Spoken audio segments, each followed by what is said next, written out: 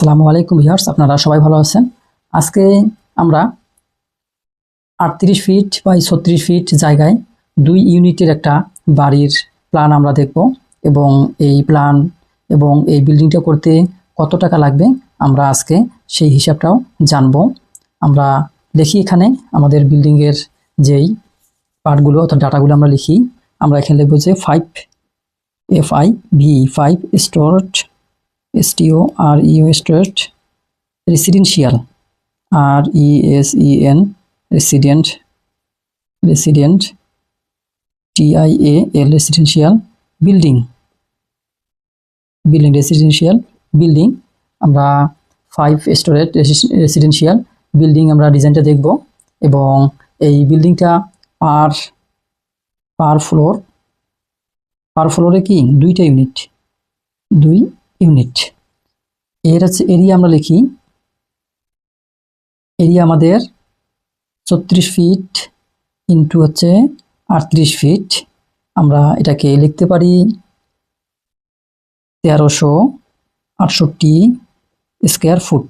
এই 1368 স্কোয়ার ফিটের জায়গায় আমরা আজকে 2টা ইউনিটের ডিজাইন দেখব এবং এর মাপগুলো আমরা লিখব এবং লিখব এখানে আমরা প্রায় আমাদের 3.15 ডেসিমেল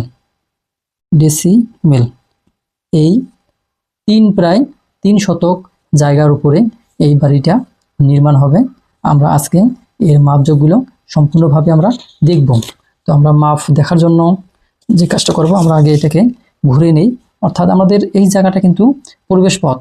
আমরা এই ইউনিটে বা এই বিল্ডিংয়ে ঢোকার জন্য, ভিতরে যাওয়ার জন্য সিঁড়ির যে নিচে জায়গাটা থাকবে সেই জায়গায় কিন্তু আমাদের কি হবে, গেট হবে।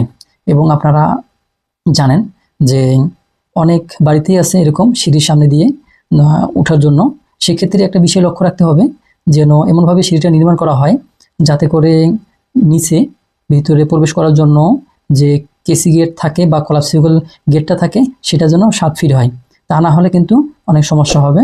তো যাই হোক, আমরা এখন অন্য যেই জিনিসগুলো সেই বিষয়গুলো আমরা এখন জানব। তো আমরা এই প্রবেশ করব এদিকেই, এটা হচ্ছে স্টেয়ার। এই সিঁড়ির মাপ আমরা জানি, এখানে আমরা দিব 8 feet by 16 feet. 8 feet 16 feet একটা জায়গায় এই স্টেয়ারগুলো হবে। হওয়ার পরে আমাদের দেখেন এখানে কিন্তু দরজা আছে, অর্থাৎ এই সিঁড়ি দিয়ে আপনারা উপরে ওঠার সময় 2টা দরজা পাবেন। এই দরজা মেইন দরজা, এই দরজা হচ্ছে এই ইউনিটের জন্য ব্যবহার হবে এবং এই দরজা এই ইউনিটের জন্য ব্যবহার হবে। এখানে দেখেন একটা ইউনিটে কি আছে, একটা ইউনিটে আছে বেডরুম এবং মাস্টার বেডরুম, অর্থাৎ একটা ইউনিটে 2টা বেডরুম, 2টা বাথরুম, একটা কিচেন এবং ডাইনিং প্লাস ড্রয়িং এই জায়গায় ভিতরে। এখন আমরা এই মাপগুলো দেব, আমরা মাপগুলো লিখবো। এখন এই মাস্টার বেড এর মাপ হবে 13 feet by 12 feet. 13 feet by 12 feet এই মাস্টার বেড এর মাপ হবে। এবং এই মাস্টার বেডের সাথে থাকবে কি বারান্দা। এই বারান্দাটা এখান থেকে আমাদের কত থাকবে, 3 ফিট। উইথটা থাকবে 3 ফিট, আমরা 3 ফিট উইথ দিয়ে দিলাম। এবং এই অংশটা থাকবে কতটুকু, এই অংশ থাকবে 10.5 ফিট, অর্থাৎ 10 ফিট 6 ইঞ্চি থাকবে আমাদের এই বারান্দাটা। এবার আসি আমরা টয়লেট। এটা হচ্ছে অ্যাটাচ টয়লেট। এই রুমে যারা থাকবে তাদের জন্য এটা অ্যাটাচ টয়লেট। এর মাপ হবে এদিক থেকে হবে 7 ফিট বাই এদিক থেকে হবে 4 ফিট। 7 ফিট বাই 4 ফিট আমরা এই টয়লেটটা পেলাম। এরপরে আমরা যদি এইখানে আসি, তো এইখানে আমাদের যে টয়লেটটা হবে সেটা হবে 7 ফিট বাই এখান থেকে 4 ফিট 6 ইঞ্চি। যেহেতু এটা কমন টয়লেট সেহেতু আমরা একটু 6 ইঞ্চিটাকে বেশি করে নিয়েছি। আপনারা চাইলে সামান করে দিতে পারেন বা মাস্টার বেডের টয়লেটটাও একটু 6 ইঞ্চি বড় করতে পারেন, তো আপনাদের চয়েসের উপরে। এরপরে আমরা যে পরবর্তী আমাদের রুম, আমরা এই রুমে আসবো। এই রুমের মাপ হচ্ছে আমরা এখান থেকে যে মাপটা পাবো, রুমের মাপ 10 feet by 11 feet. 10 feet by 11 feet আমরা এই মাপটা পেলাম। এরপরে যে কিচেন রুম আছে সেই কিচেন রুম মাপটা আমরা বসাই দেব। এই মাপটা এখান থেকে 6 ফিট বাই 7 ফিট এরকম একটা জায়গা। তো আপনারা যখন এটা করবেন সেই অনুযায়ী করবেন, অর্থাৎ মাপ আউট টু আউট মাপ দেওয়া আছে আমাদের 38 ফিট বাই 36 ফিট, আপনারা ওইভাবে করবেন। করার পরে আপনাদের এই মাপগুলো বের হবে। তো আমি এখানে লিখে দিচ্ছি যে আমরা কিচেন রুম মাপটা দেব 6 ফিট, এখানে 6 ফিট 9 ইঞ্চি হবে, আর এটা হচ্ছে 7 ফিট, এটা কিন্তু 6 ফিট 9 ইঞ্চি। তো আপনারা এখান থেকে যেহেতু আপনারা মোট মাপবেন, এখান থেকে আপনাদের 36 ফিট, সেখান থেকে 10 ফিট যে রুমের জন্য রাখবেন, তারপরে যে অংশটা থাকবে সেটাই কিন্তু আপনার কি কিচেন রুম। তো কিচেন রুম মাপ হয়ে গেল। আর এই অংশটা যে ড্রয়িং প্লাস ডাইনিং, এটার মাপ আমরা দিই যে এটা হচ্ছে 9 ফিট 3 ইঞ্চি বাই 12 ফিট 6 ইঞ্চি। তো আপনারা এই মাপটা এখানে পাবেন। আমাদের কিন্তু মোটামুটি এই পাশটা মাপ দেওয়া শেষ, এবং এই পাশে যেহেতু আমরা একই মাপ দিয়েছি, অর্থাৎ একই ইউনিটে আমরা ভাগ করেছি, এদিকে যা ইউনিট আছে এবং যে মাপগুলো আছে আমরা কিন্তু এদিকেও সেম মাপগুলো আমরা কিন্তু এদিকেও পাবো। যেহেতু আমাদের এই জায়গার ভিতরে দুইটা আমরা ইউনিট করেছি, সেহেতু কিন্তু কি হবে, এখানে মাপগুলো একই দিতে হবে। আমি সেই মাপগুলো 7 ফিট 4 ফিট, এদিকে হচ্ছে 7 ফিট বাই 4 ফিট 6 ইঞ্চি, এটা হচ্ছে 10 ফিট বাই 11 ফিট। এই যে আমার মোটামুটি মাপ দেওয়া শেষ হয়ে গেছে। আমরা দুই দিয়ে কিন্তু মাপগুলো দিয়ে দিছি। এখন আপনাদের কোন দিকে কত ফিট সেটা আমরা দিব। আমাদের এই পাশটা, এখান থেকে এই পাশটা আমাদের 36 ফিট, এটা কিন্তু আউট টু আউট মাপ, এবং এই পাশে এই মাপটা আমাদের কয় ফিট, 38 ফিট। আমরা 38 ফিট এদিকে পেয়ে গেলাম। 38 ফিট পাওয়ার পরে আমাদের যে অংশটুকু আমরা এখানে 8 ফিট বাই 16 ফিট যে স্টেয়ার, সেটা মাপ নিয়েছি। আমাদের কিন্তু এখন ভিডিওটা শেষের দিকে আমরা শুধু দরজাগুলো একটু ইন্ডিকেট করব, এরপরে আমরা আমাদের কাজ শেষ করব।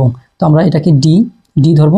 এই ডি এর মাপটা আপনারা এই গ্যাপের অনুযায়ী কিন্তু এই মাপটা আপনারা দিবেন। আমাদের এখানে 42 ইঞ্চি 43 ইঞ্চি হবে, এবং এই রুমের মাপগুলো 40 ইঞ্চি, এই রুমের মাপ হচ্ছে 40 ইঞ্চি, এটাকে 1 দিলাম। এরপরে যে বাথরুম অর্থাৎ টয়লেটের মাপ হচ্ছে 30 ইঞ্চি, এটাকে আমরা 2 দিলাম, এবং ব্যালকনি অর্থাৎ বারান্দার যেই দরজা সেটা কিন্তু 30 ইঞ্চি।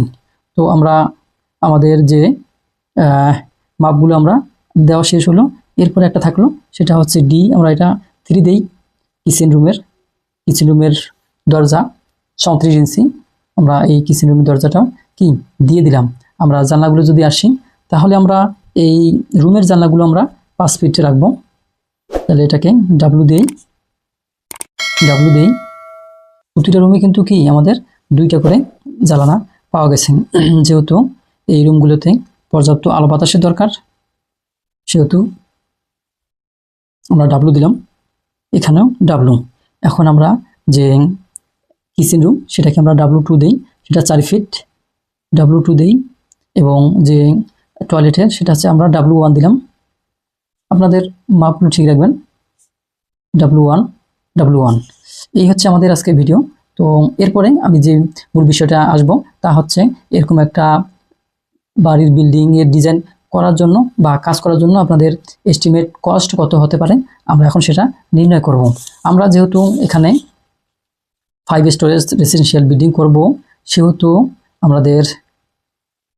আমাদের যে খরচটা হবে সেটা প্রায় 1,50,00,000 টাকা খরচ লাগবে। 1,50,00,000 টাকা মতো কি খরচ হবে। এই আমাদের এখানে এটা আমাদের কি কস্ট বের হলো। এখন আপনাদের জায়গা এবং কবে এই কাজটা করবেন তার উপরে কিন্তু এই কস্টিংটা নির্ভর করবেন। আমরা বর্তমানে যেভাবে রেটে আসছি সেভাবে করতে গেলে 1,50,00,000 টাকা খরচ হবে। আর যদি দাম অনেক সময় যে ম্যাটেরিয়ালসগুলো আমরা ব্যবহার করি সেগুলোর দাম বাড়ে আবার কমে, সেক্ষেত্রে কিন্তু এই হিসাবটাও কমবে বা বাড়বে, এরকম অবস্থা। তো যাই হোক, আপনারা ভালো থাকেন। আজকের মতো বিদায়। আল্লাহ হাফেজ।